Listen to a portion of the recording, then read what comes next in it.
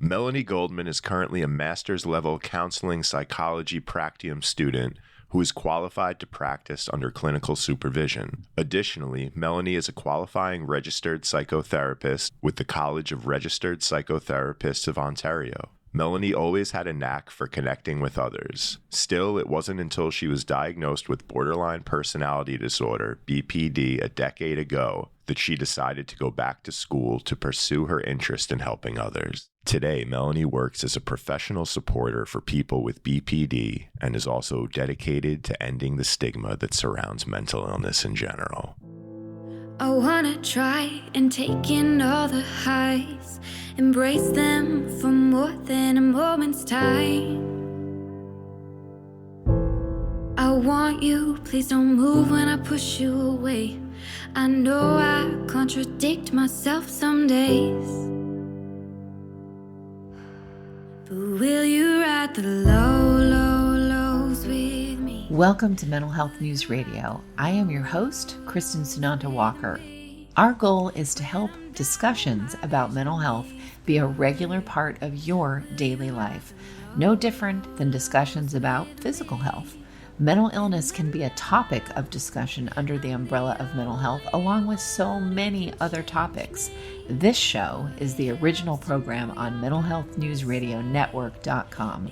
Our network of shows are played in over 180 countries and cover more topics under that umbrella than you can possibly imagine.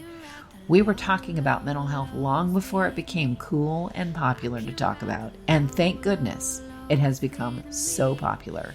We have incredible guests, advocates, patients, experts, people. Thank you for tuning in and enjoy our intro music, a song named Lows, written by Aubrey Toon. You can find her music at www.aubreytoone.com.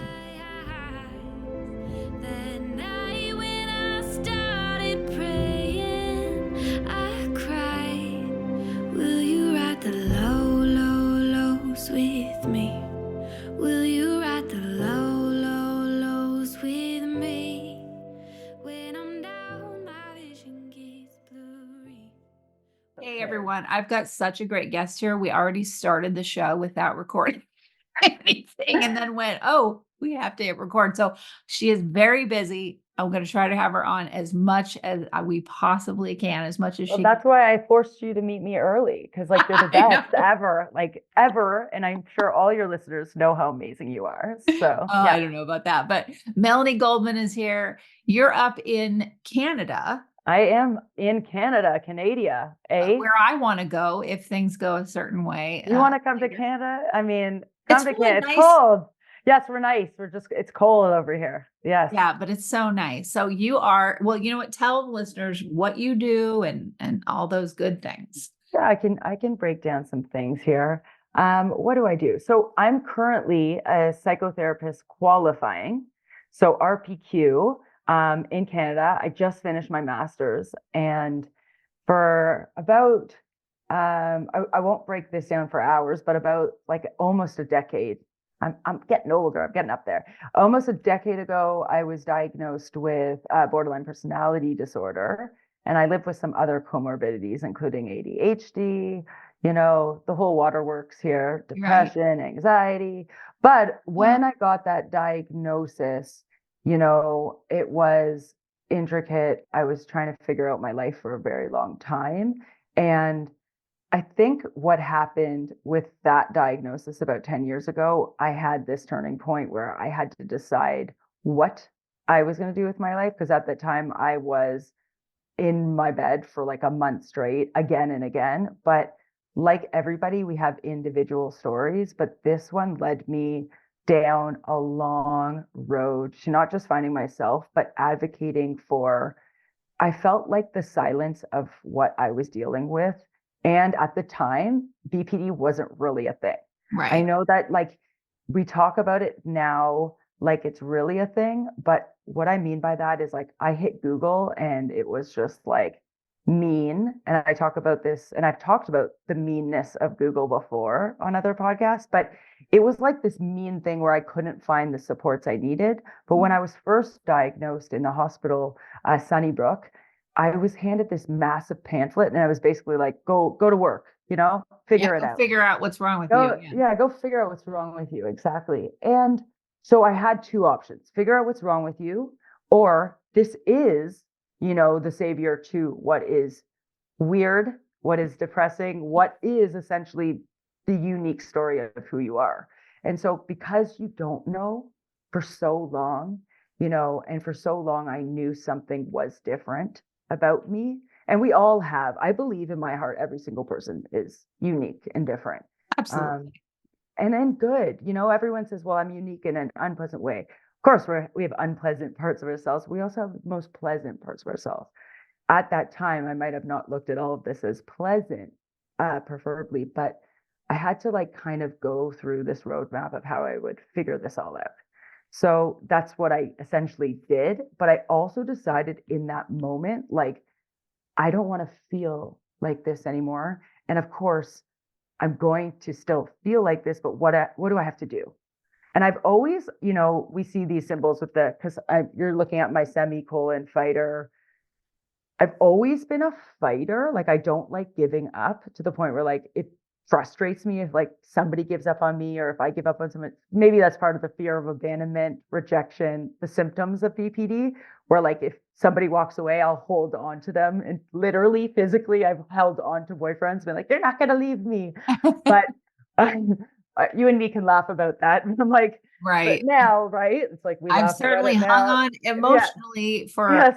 way, way, way, way, way, way, way, way, Yeah. way. Yeah. Way longer than we should. Yeah. But like the physical aspect of it is that I was like, I don't want to give up on myself at this moment. And there is at least an answer here. There were treatments I was given. So essentially, my long story of who I am is that I started to advocate, and I started to find arenas and treatments, and I started with DBT. And now, 10 years later, I am helping others as a therapist with BPD. Fantastic. And I'm part of a lot of other supports, like I run support groups for BPD. I have a lifelong goal of opening a full center for people for BPD, starting on the online forums. I'm joining a couple other placements soon in the fall. And there's other things to do. I'm a part of a cast member called the BPDBunch, where there's 17 members now with functional recovery from BPD. And there's a whole other, I help board members, and I help other people, colleagues, therapists, and I just educate people to reduce Yeah, and stigma. it's so Yeah, necessary. I found you through Aline, who is who it's does awesome. the Beyond the Yeah, Borderline show, and it's such a great show. It is the one of the most popular shows on the network because it's a topic that is so prevalent, and yet people don't want to talk about it. Therapists yeah, get afraid. It's got yeah, such a stigma around. I've done so many shows with therapists that have said awful things, and then yeah, I had to do a show with someone else after to say, okay, that was horrible, and this is what the real scoop is, to get both yeah, sides. And I have been told, not by a therapist, but by friends. It's interestingly, I have been yeah, told by two friends, I think you had borderline personality disorder, and on my road to getting diagnosed with autism. So and the friends that told me that were people who had been diagnosed with BPD, and actually they're autistic. So it's interesting how these can get, messed up between diagnoses and that kind of thing. yeah. I mean, at the end of the day, my biggest uh, I always advocate for this is individualized care and individualized therapy and individualized voices, agency. I am very strong on not telling people how to go about their recovery and Yeah, healing. good. And what hurts me the most on the planet is that there's not enough nuance, there's not enough discernment, Right. and that we live on a planet where everybody should be able to understand that it's all about subjective like voices, right? Anything that I say right now, everybody should be able to take it with a grain of salt, that it's not everything I say is not factual. It's my own subjective experience, my own playbook, that I'm saying, this is what happened to me. These are my feelings. I always use I statements because I truly believe that I have gone through this experience and this is how I feel. Right. But because of so much of the world and miseducation, we live on this planet where people are barking down your throat. So if you're not careful enough to consider the ways, of course, you're going to have some people's own experiences muddle the road for what is real. And the truth is not everything is color coded and painted beautiful with, flowers and sunshine. And that's why I always say, you've got to find your ray of light in the darkness. And what I mean by that is we all are humans experiencing this dark path of light. And what I mean by that is, of course, the BPD client is tough. Of course, the BPD experience is tough. But painting every single experience, again, are we not being dialectical, which is DBT based on? Are we not using the and, right? Are we not actually, as humans, then not being comforted to being nice to other people and being humans ourselves? Because we reap what we sow. If you're judging me, should I judge you too?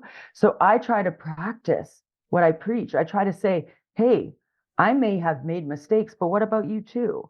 And we live in that kind of society where I heard my brother's sister's son's mother say this, or I met one person's sister's brother that way. And so I made my mind up. And I'm like, well, okay, it's fair.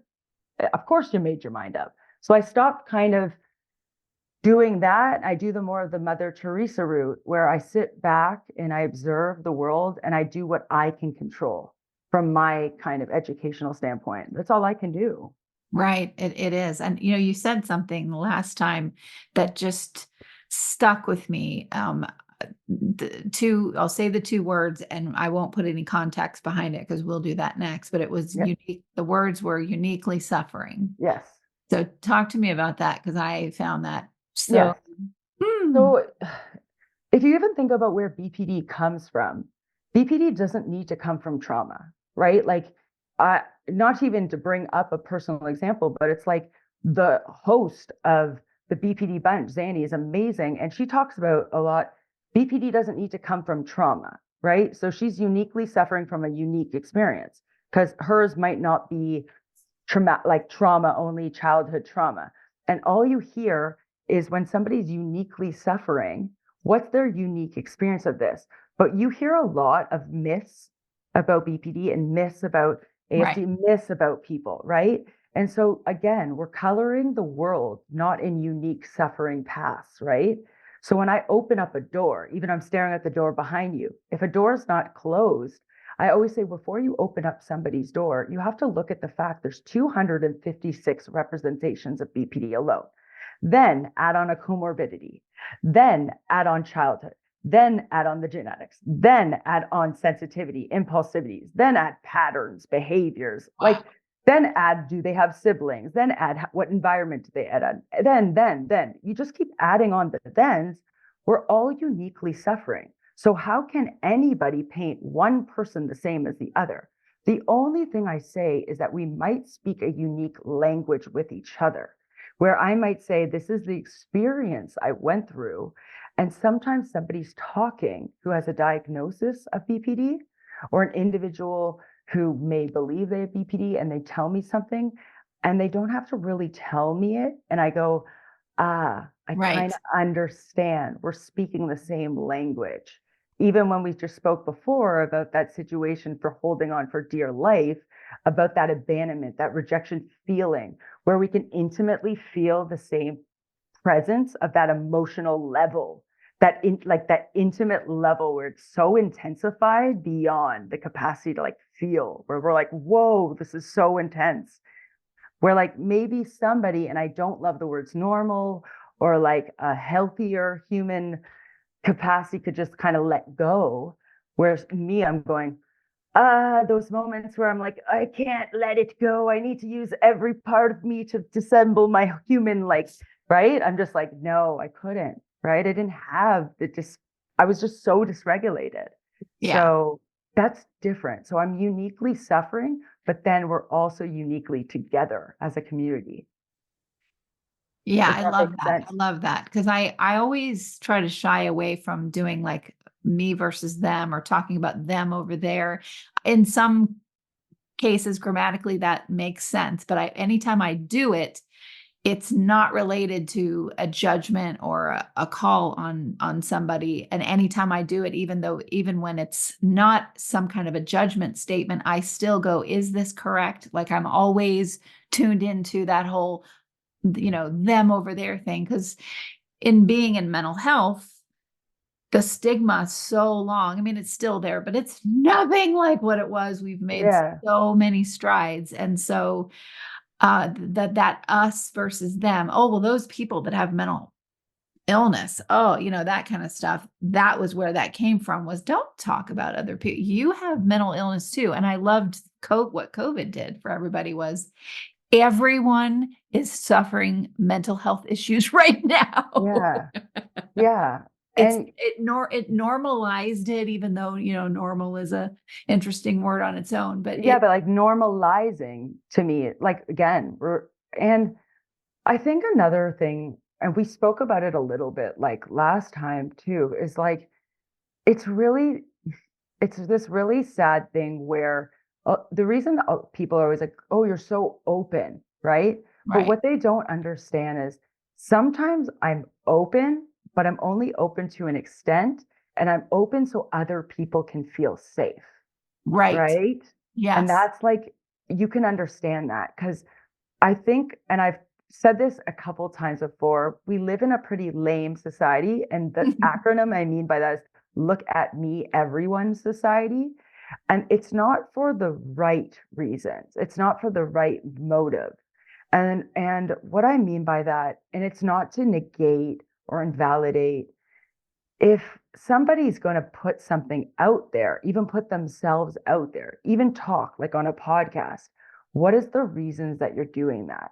And so if you're going to put down a community of people and add stigma, if you're going to say anything that you're going to say, what is the reason that you're even saying that? Right. So I always have to think before I speak.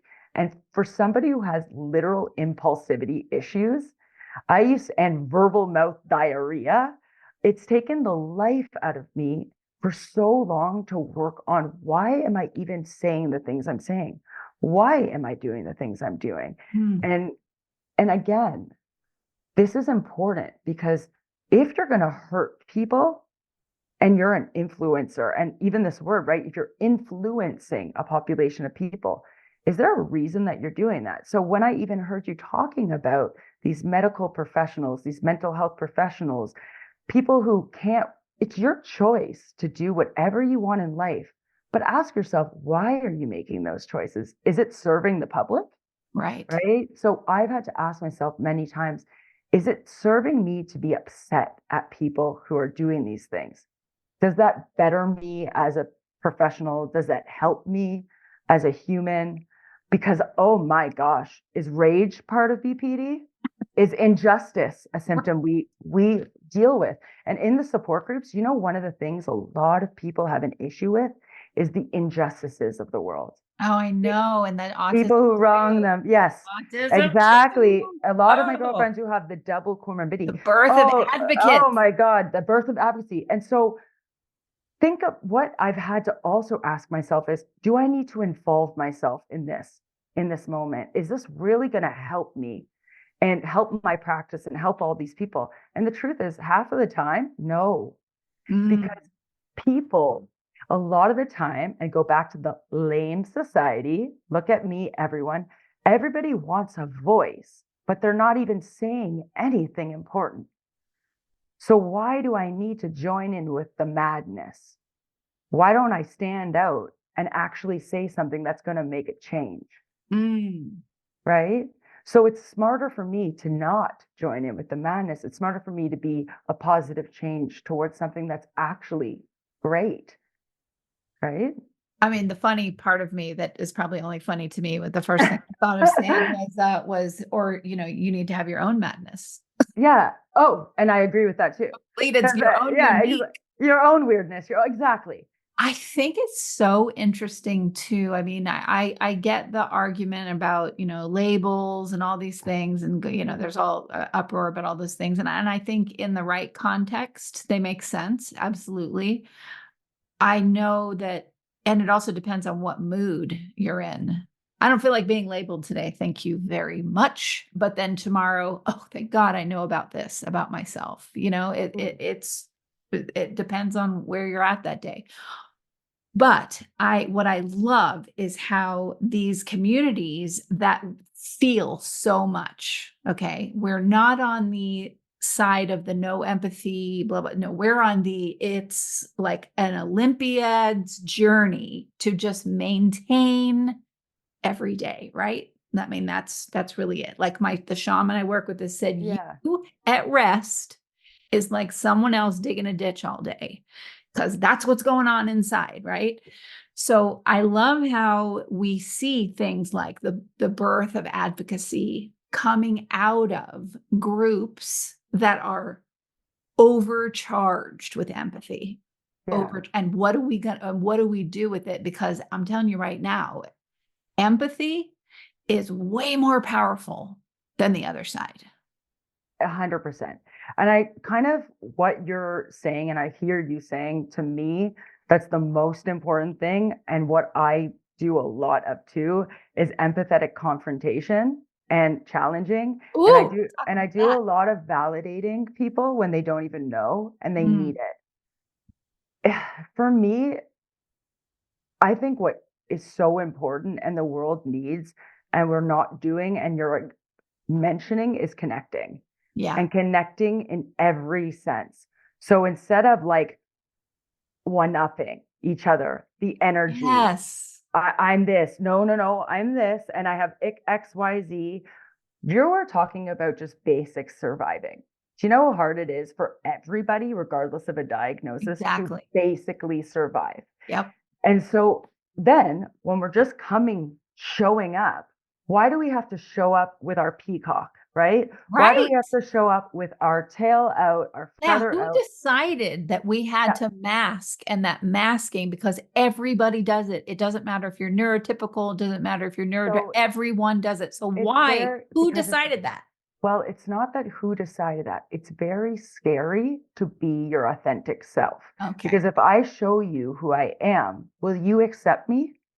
Will you accept me as I am?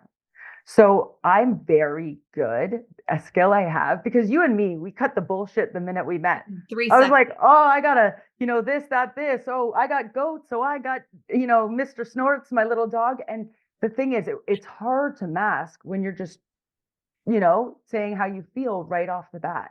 Right. But a lot of the world feels that they have to live in this. And we're talking about lame society.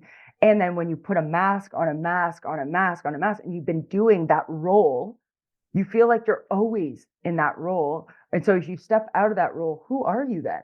Right. Right? You're literally a custom coded robot of a role that you've been your whole life. And then you're constantly placing a role, people pleasing for all these different situations that you actually don't even have an identity at that point. Right. You're an identity for all these other people. So you can't even keep up with that in the end. But who decided that? What do you mean, who decided that? You decided that. Oh, yeah, we decided that a long time ago. So that's not even part of diagnosis, but it actually makes it worse, in my personal opinion, with the symptoms. Because then if you talked about BPD, with the symptoms of sensitivity, with the symptoms of impulsivity, the symptoms of not being able to let go, rage, all these things. If I were to look at you and you looked at me a certain way, I'm like, wait, did she say that? Did she look at me a certain way? I'm like, wait, I don't know. Did I say something wrong? Should I text her 17 more times? Right? Oh, wait, did I over text her? And I'm like, oh my God, just be yourself. Wait, who am I? Am I myself? If anybody who saw Inside Out 2, it was so good. Because I'm just like, let's add on anxiety, 100%. Let's add on boredom. Let's add on all these new emotions, because 2024, it's a fucking emotional mess. That's right. That everybody doesn't even know how to unmask because they put on too many masks. Right. And one of my best friends said this a long time ago to me, and it stuck. Stop lying about the little things, because the little things start adding up. And once you start lying about the little things, it's everything. And so what I mean by that is, you don't want to go to the party? Say, I don't want to go to the party. I don't feel well. You don't like the person? Don't hang out with the person. And what I mean by that is, all the things that you keep filling up and masking about, Right. it starts trickling into every part of Oh, yeah. part of you. You know what I mean? So I stopped. It's hard. I'm not saying, oh, I'm the best, most authentic person I know, because I have everything I'm still working on with my schema therapist. But when you start like trickling the little parts of you to please other people, what are you left with? Where is you? Right? Right. And you is great. And if people don't want to accept you, then they're not your people, and that's okay. Right. Exactly. Exactly. I think it's interesting too when we, you go through life, and if you are someone that tries to look at things through a spiritual perspective, you have enough life in you to have seen all the cycles of how things begin and end, and that you've made it this far, and you've got some legs at when you get into your 50s. Like, okay, I didn't die, but that looking at things and being able to see it from a spiritual perspective, or maybe it's not that, it could be something else, but looking at things and going, oh, okay, so some critical information that I needed to know about myself was purposefully, it seems, kept from me. I couldn't find it about myself, no matter how much searching. Oh my God, I'm exhausted. I'm just keep searching. I keep pretending and pretending over here, and I'm going to now go pretend over there. Like you're talking about the masking, and which way am I going to pretend makes sense and feels like my home. But we never find it. And then that critical piece for some people show up sometimes as a diagnosis. And there's a journey with that doesn't take 3 months. It takes years of discovery. But So it's so I know. awesome. So I love what you just said, because I have a theory, and I know you have your own theories and premises that we spoke about, and like they're so cute and I love them all. I have one that I've been kind of working on because I've talked to hundreds of people, and this Yeah. is around rumination, worry, and sitting in a rocking chair that's going nowhere. But I believe, as a society and multitudes of people I've spoken to, we have an addiction to reasoning, meaning Yes. we have an addiction to knowing why, but what about what if this, why. And every human I talk to, they always want to know why. And it's so funny, if you talk to any therapist, the question that you do not ask is why. Like there's always this daring full, don't go to the why. And I'm always like, oh my God, the why came out, because this year I've been a therapist in training. I'm like, oh shit, fuck, the why came out. So what I mean by the why is, with this addiction to reasoning, what you're saying spiritually is, if it's God, if it's spirit, if it's Haley, like whatever, Or whoever's some listening, master plan some of your plan, life or your soul, fearless. And whatever. this will actually hit the people listening. It comes to you when you stop fucking asking why. Right. Okay. So, when you hear you got to look back to look forward, you got to connect the dots back to look forward. The minute you stop asking why, everything starts to make sense for you uniquely. Why does someone's unique story, why is there the guy with no arm that's running through the marathon with no arm the fastest? I'm just using a random example, right? Yeah. Because he actually had to lose the arm to be that story. I'm just using something random, right? Right. But the whole point is, we're all made unique in accordance to our unique symptoms, our unique stories, our unique playbooks. But we always want to know, oh, I want to see that crystal ball, those psychics, those tarots. I need an answer. I need it now. So true. But then if I were to actually ask, I bet majority of people, even you, I have this beautiful crystal ball in front of me. Do you want to see everything that's about to happen to you? Would you really want to see No. No. You'd be like, oh my God, no, I don't want to see every event, because there's the excitement taken out. But then why do we want to know every single thing? Fear, I would think. I don't know. Yeah, ding dong. Duh, right? So what's the flip side of fear? You just said it all. I did. Oh God. Yeah. You A just said, test. I don't do you well with just, tests. I know, either do I. So I meant it more like a hypothetical question. So what you really just said was faith. Okay. Okay. Yeah, Yeah. like what you just said was faith. And it's really hard because what people like to have instead of faith, and trust me, I'm no preacher. I ain't no preacher, but people actually love saying that I can be preachy in a good way. Like my best friend's always like, you'd be an amazing preacher. And I was like, I know, wouldn't I? But the thing is doubt. People sit in doubt.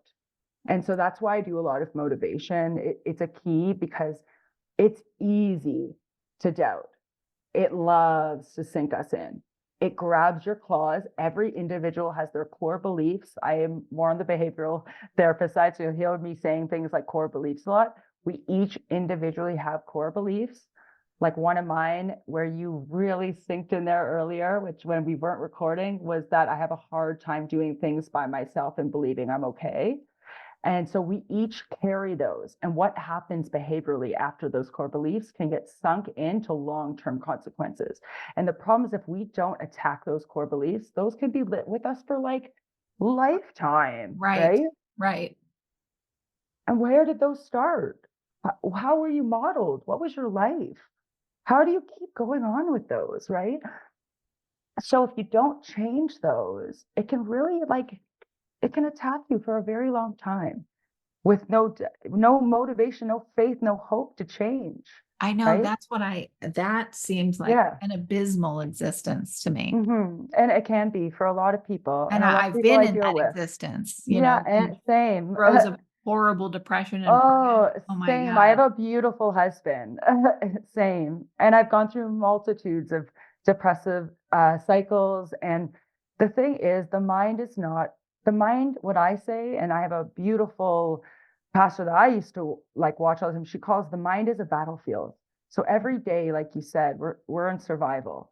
Every day you put your armor on, you're going to battle, but every person's going to battle individually. So what are we individually battling? So if you know individually what you're battling, it makes it a lot easier versus letting your mind passively just take on whatever it wants. So I know individually what attacks me. And so if I sit in that, oh boy, I can let myself go for days, Oh my right? God, absolutely. Yeah. And it's so simple. The breadcrumbs that we can leave ourselves to help us get out of that or get ahead of it. Mm-hmm. And I have to do that every morning. Yes. There you go. There's no Same. day off. Same. And I don't think Ugh. anybody understands we're humans. And every person has to do that. They think Oprah is enough from it. Like they think, oh, she's Oprah. She doesn't have to do that stuff. No, every person, I'm just using her as a random example because Yeah. everybody knows Oprah. But even if you talked about Oprah at the beginning of her career, she looked up to Barbara Walters. She Yeah. wanted to be Barbara Walters. That there's a lot of interviews around how she looked up to this woman wanting to be somebody she wasn't until she realized, no, I'm Oprah. And the point I'm really trying to make is like, you're you, whoever's listening. You're not anybody else. You have to know what you're going to battle in. Right. And I know one day, I'm not saying, oh, you can't take a day off, you can't rest. We're actually saying quite the opposite. How do you take care of yourself? Right. How do you go to battle for yourself? How are you actually being kind to yourself? And what are you doing for your life? Not what are you not doing for yourself? Because is beating yourself up working for you at this moment? Right. Yeah. And something as simple, literally, as just taking like a mile walk, like just a walk to A up. mile is long. I love that. I'm like, Yeah. oh, good. Yeah. With your goats. I Just love your get, goats. yeah, with the goats and the dogs. Yeah. And just Yep. letting your body get that flood of, that's what I mean by it could be something that simple. I just took a Yeah. walk and now my whole day, I'm high on Yes. natural whatever, and I'm blowing through the day and nothing is as hard as it would have been had I not taken that walk. 100%. And the thing is, we give ourselves a lot of room And what I mean by that is it's really hard, right? But everything's hard. So you've got to pick your hard. So we give ourselves that room where we dilly dally, we got the phone, we do the thing that hurts the thing that hurts the thing. You've got to know what's those things that are in the way. Right. And again, this is not a program here on that, but every person has those subsets. So for me, I had to identify the BPD symptoms, for example, the ADHD symptoms, the symptoms of the last 10 years that are getting in the way still. They've significantly changed. And everybody's playbook, for example, everybody's life significantly changes, and so has yours. But what is significantly changing in your life? And what are the things really getting in the way? What are your patterns? What are your behaviors? And you've got to know. You know, the truth will set you free in the Bible. This is not a joke. Everybody has their own truths, right? And so it's almost like it hurts more when you know the truth because you keep doing the same thing over and over again. It feels insane. By like New Year's, everyone's like, again? Yeah, like, oh, okay, here we go again. And then it's this self-fulfilling prophecy. Oh, what the hell's the point? But there's always a point. The point is your own happiness and peace. So nobody should even like question that at this point, right? So I'm thinking, when are you going to be on some of these big talk shows, and when is your book coming out? I'm just saying. Oh my God, another book, right? How many books are we going to have? But I'll write a book with you. No, I know, and I'll write a book with you any day. If it means I can hang out with you, like I'll hang out with you any day. Ditto. Done, I'm right there. Like, literally done. I don't think I would do a book. I've written things on my own, and that's fine. But the buzz of it is feeding off of it with somebody else. So yeah. There's a lot to talk about. There's so much in your noggin that needs to just, and you're so good about breaking it down into logical steps. That's what I want. That's what I want to do. Like I want to break it down. But I truly believe for people, that's again, that individualized approach. That's how I break things down for people. Right. I do have a couple projects I'm working on. One, which I do my music. Which is nothing to do with psychotherapy and therapy. But the other projects I work on and that I'm reviewing are like almost in the next decade, because I want to be able to form an individualized like playbook where people can utilize it for themselves. Right. So it's like so intricate that isn't just like BPD 101, which I love a few different people's currently, from the Dr. Foxes and a couple of people that exist. But I want something where it's stuff I've gone through, stuff that people can actually utilize as well. I know you were talking about healing and like somatic work and stuff like that, where I want there to be stuff integrated, where it's eclectic, where it's not just one way.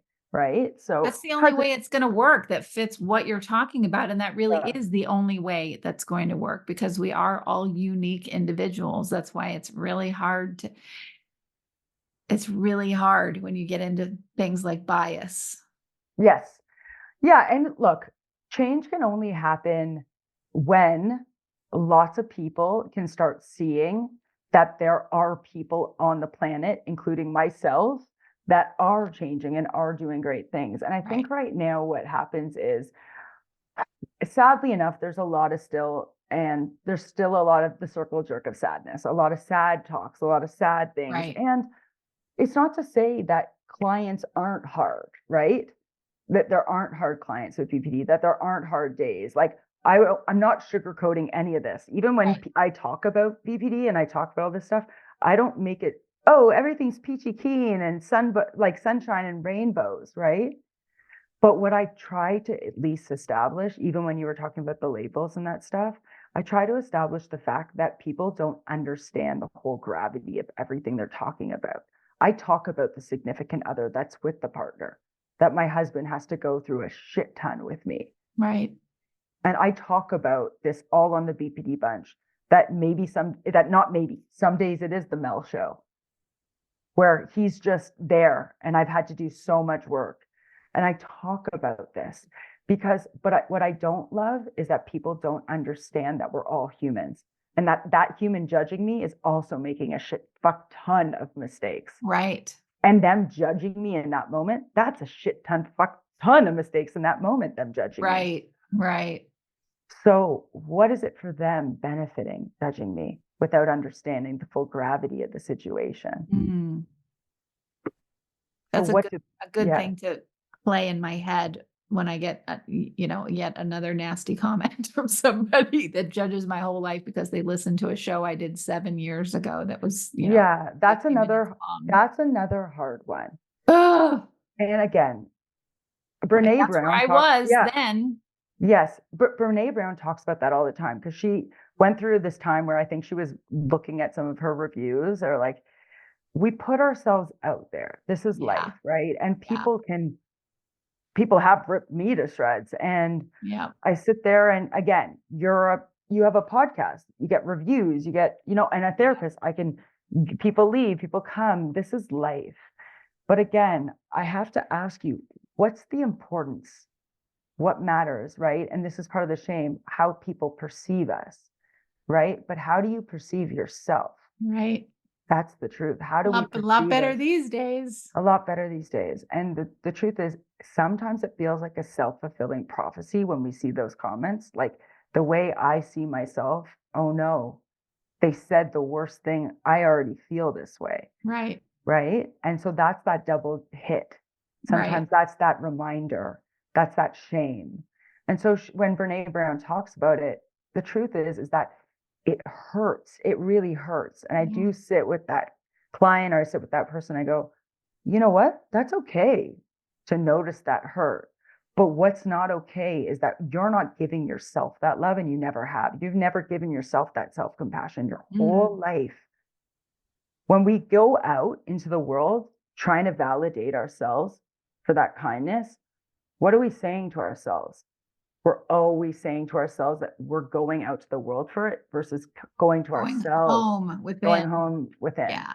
And that's what a lot of people struggle with. This isn't just, but it's tenfold for a BPD, a person with BPD.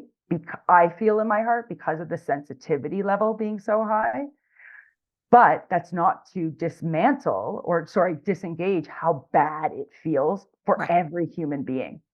Because if they're not doing the work, if they're not even feeling joy in their everyday life, it's like that cup that just keeps spilling. Right. It has a hole in the bottom. Right. It just keeps coming out. So then they go and put that project out like we're talking about, or they put that writing out and all they're doing is waiting for somebody to like it. Because they don't even know what it feels like to be proud of themselves. Yeah. And what would it mean for them just to say, fuck it. I love this writing. I feel good. And if somebody else says, yes, I like it or not, it doesn't matter. Exactly. Right?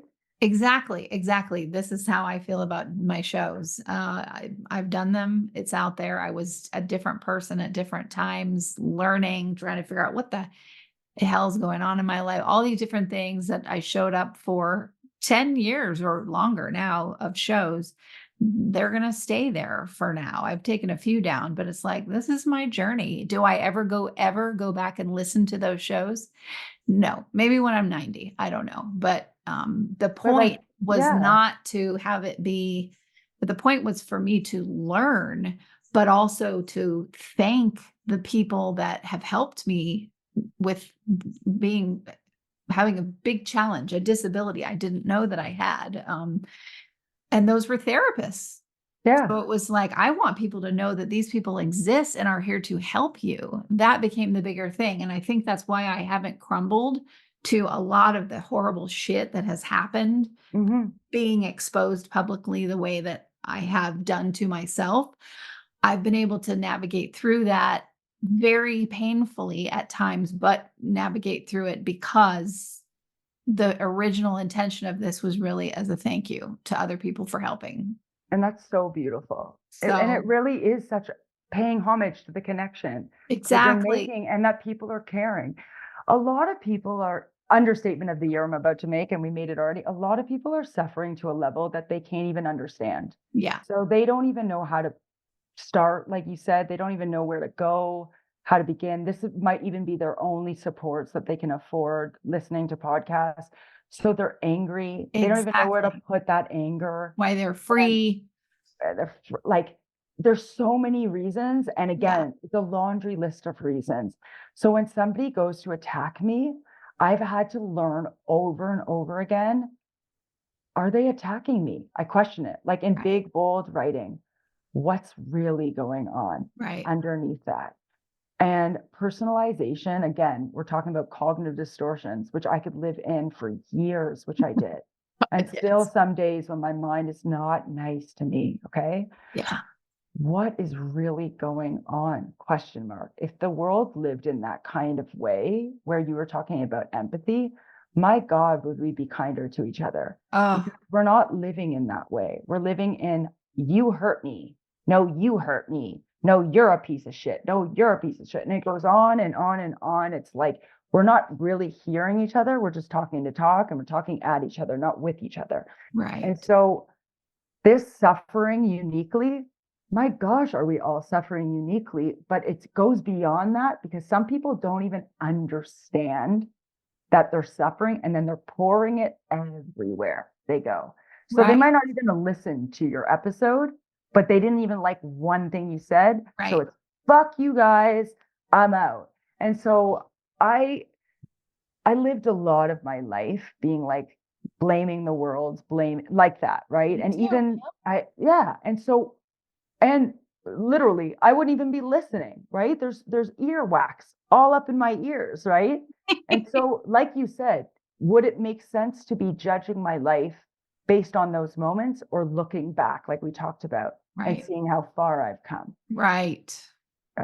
So we're not even close to where we want to be, you and me, but are we a lot farther than we were, right? Yes. Yeah, like exactly. So this is how it spiritually works. This is how it works. But like, isn't that cool though? it is cool. That as you do this, right? It's like alchemy is happening, right? Your whole life, and at different times there's bigger bursts than others. But what you're really doing here is you are treating yourself like you are your best fucking friend. That's it. That's if you're not, you can't see those transformations. Yeah. You're so blind.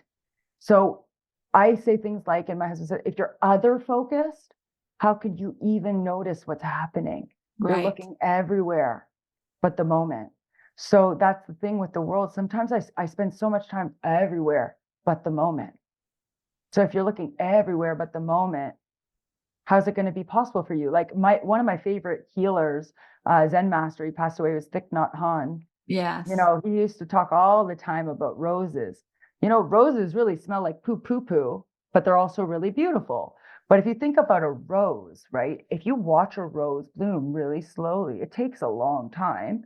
But even the intricacies, smelling a rose, everything about mindfulness, every single thing Thich Nhat Hanh was talking about was just about the movement of mindfulness. But even if you listen to him ever, anybody listening, he's the sweetest man ever. He will just calm you down. But the point about a rose too is that you have to be so present, but it's so enjoyable because you can even just stare at your hand. If you've ever just stared at your hand for like 5 minutes. Yeah. We were talking about being bored earlier, you and me. Mm-hmm. The patience of staring at your hand for 5 minutes can either scare a human being or calm a human being. I'm like staring at the hand even just as I'm talking to you for 2 seconds here. And imagine spending 5 minutes doing that. Right. We are so afraid, just like the word fear before, of just spending 5 minutes on ourselves, staring at our hand, our own hand. But get to know your own hand. Study yourself. You're supposed to be your own best friend. Like, study you. And you could become your greatest project. But we're so focused on what? Like what? You're your greatest project. There's no person up there judging you, but look who's judging you. There's this big BPD meme where it's like really funny, and I'm sure you'll be able to relate to this. We all feel like we've been in trouble since we were like 9 years old, or like somebody's like holding us in trouble, right? Yeah. It's like, who? Like, I'm always going like, and my husband always says to me, like, because I'll sometimes get in that mode if I'm like being my perfectionist, it has to be perfect self. And I'm like, but who? Like, who's going to judge me? Like, who's giving me that 99%?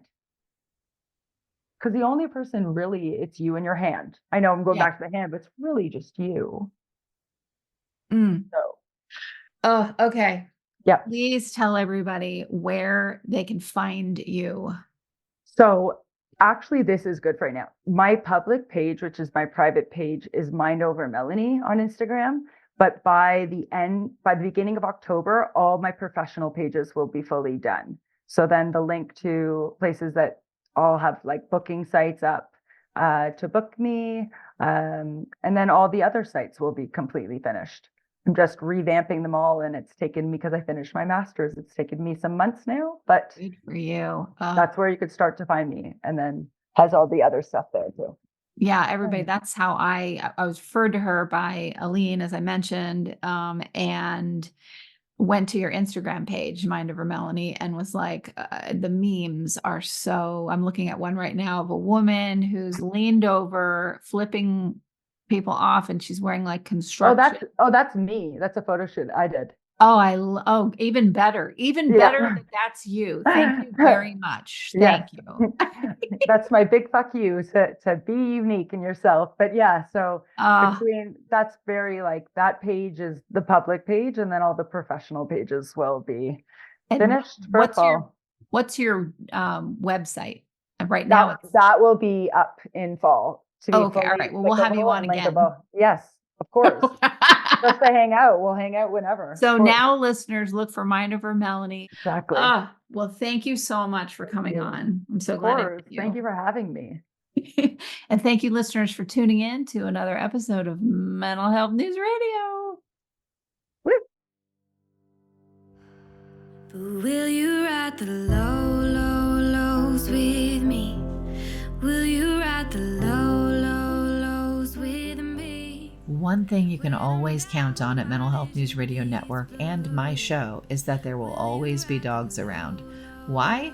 They are natural healers, excellent for your mental health. The original therapy dog Miles has something to say in just a moment. For now, please check out all of our amazing shows at mentalhealthnewsradionetwork.com and all your favorite podcast apps. Until next time, I'm Kristin Walker, and thank you for listening. And I can ride the low, low, lows with me. I can ride the low, low, lows with me. Till my vision clears up perfectly. I can ride the low, low, lows with me. Good boy.